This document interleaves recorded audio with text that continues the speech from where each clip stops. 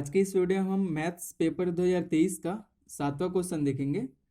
तो इस क्वेश्चन में दिया गया है, यदि a अनुपात b समानुपात c अनुपात d हो तो सिद्ध कीजिए कि a square minus C square is divided by B square minus D square is equal to a C divided by B D. ठीक है, तो ये समानुपात जो अनुपात और समानुपात चैप्टर है उससे रिलेटेड है। तो सबसे पहले इसको हम थोड़ा सॉल्व कर लेते हैं। तो ये जो दिया गया है अनुपात a अनुपात b समानुपात c अनुपात d, तो इसको हम क्या लिख सकते हैं। पहले तो एक लाइन लिख लेते हैं। दिया है a अनुपात b समानुपात c अनुपात d।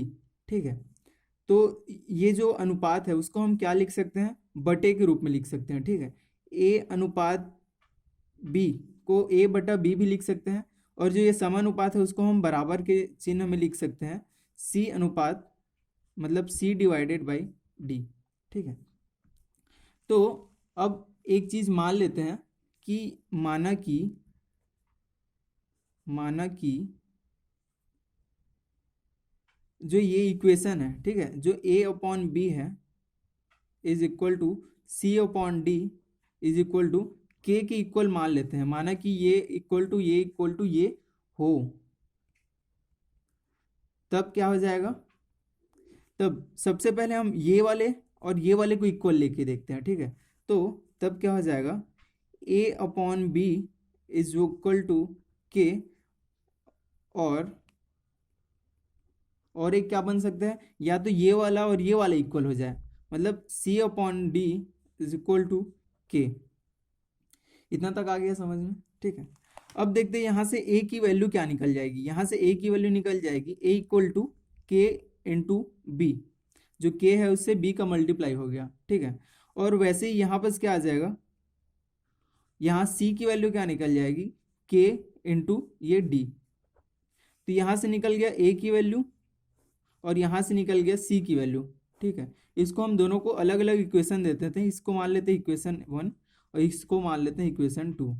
ठीक है, अब हमें सिद्ध क्या करना है, हमें सिद्ध करना है कि जो a square minus C square है, मतलब ये वाला इक्वेशन ये वाले की इक्वल है।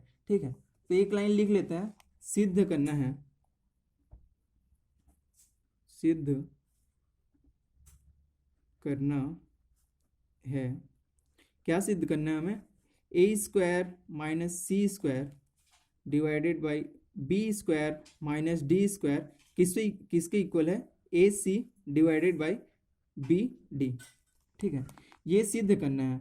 अब देखते हैं, जो इधर को बोलते हैं LHS और इधर को बोलते हैं RHS। ठीक है, right hand side left hand side. ठीक है, तो सबसे पहले लेते हैं LHS मतलब लेफ्ट हैंड साइड। ठीक है, तो LHS में क्या दिया गया था, LHS में हमारे पास दिया गया था कि जो ये a square minus C square divided by B square minus D square है। ठीक है, तो LHS में क्या आ जाएगा, a square minus C square divided by B square minus D square. ठीक है, ये आ गया हमारा LHS। अब देखते हैं इसको प्रूफ कैसे करेंगे, आगे कैसे बनाएंगे। तो जो हम समीकरण 1 और 2 निकाले थे, समीकरण 1 व 2 से a और c की वैल्यू, c का मान रखने पर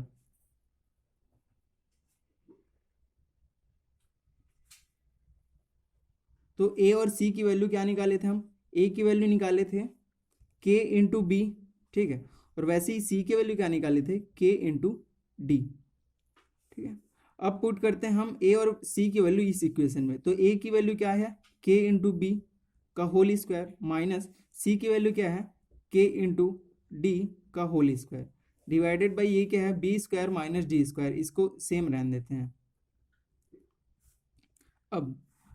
अब यहाँ से देखें तो ये जो है इसको लिखेंगे तो ये आ जाएगा k square into b square minus ये क्या आ जाएगा, ये आ जाएगा k square into D square. ठीक है, ये आया। अब देखते हैं कि ये आ जाएगा b square minus D square, ये सेम रहेगा नीचे में। तो यहाँ से देखें तो के स्क्वायर दोनों में कॉमन है, तो दोनों में कॉमन है तो उसको हम बाहर निकाल सकते हैं। तो के स्क्वायर बाहर निकल गया, ये आ गया b square minus D square, ठीक है। और नीचे में क्या है, b square minus D square. तो यहाँ पर देख रहे होंगे कि ये b square minus D square और ये b square minus D square same है, तो इसको हम कैंसिल आउट कर सकते हैं, ठीक है। तो कैंसिल आउट करेंगे तो क्या बच जाएगा हमारे पास, के स्क्वायर। के स्क्वायर क्या मिल गया हमारा, एल एच एस, ये आ गया हमारा के स्क्वायर। इसको हम इक्वेशन दे देते हैं 3, ठीक। अब फाइंड करते हैं हमारा आर एच एस क्या है, R H S. R H S में हमें क्या दिया गया था, A multiply C divided by B multiply by D, ठीक है। और जैसे हम यहाँ पर ए और सी की वैल्यू निकाले थे ना, ए और सी की वैल्यू जो वहाँ सेम हम पुट कर देंगे यहाँ भी। तो क्या लिख देंगे, यहाँ भी लिखेंगे समीकरण 1 व 2 से ए और सी की वैल्यू, ए और सी का मान रखने पर क्या आ जाएगा, ए और सी की वैल्यू क्या निकाले थे हम, ए इक्वल टू निकाले थे के इंटू बी और सी इक्वल टू क्या निकाले थे, के इंटू डी, ठीक है। तो यहाँ पर हम ए की वैल्यू रखेंगे और सी की वैल्यू रखेंगे। तो ए की वैल्यू है के इंटू बी एक ब्रैकेट में, और मल्टीप्लाई में क्या आ जाएगा, सी की वैल्यू मतलब के इंटू डी डिवाइडेड में बी इंटू डी। अब देखते हैं ये क्या आ जाएगा, के इंटू के मतलब 2 के है तो के स्क्वायर आ जाएगा, ठीक है। तो यहाँ आ जाएगा k square multiply by b into d, और नीचे में क्या है, बी इंटू डी, तो बी इंटू डी, ठीक है।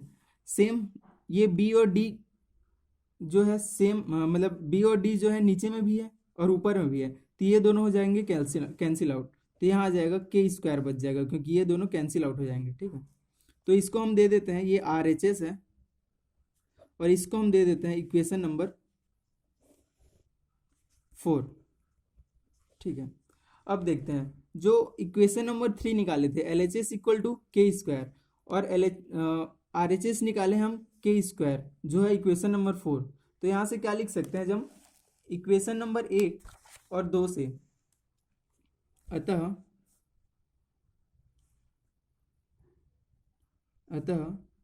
समीकरण 3 व 4 से, ठीक है। समीकरण 3 क्या है, समीकरण 3 निकाले थे L H S equal to k square, ये क्या था हमारा तीसरा समीकरण, ठीक है।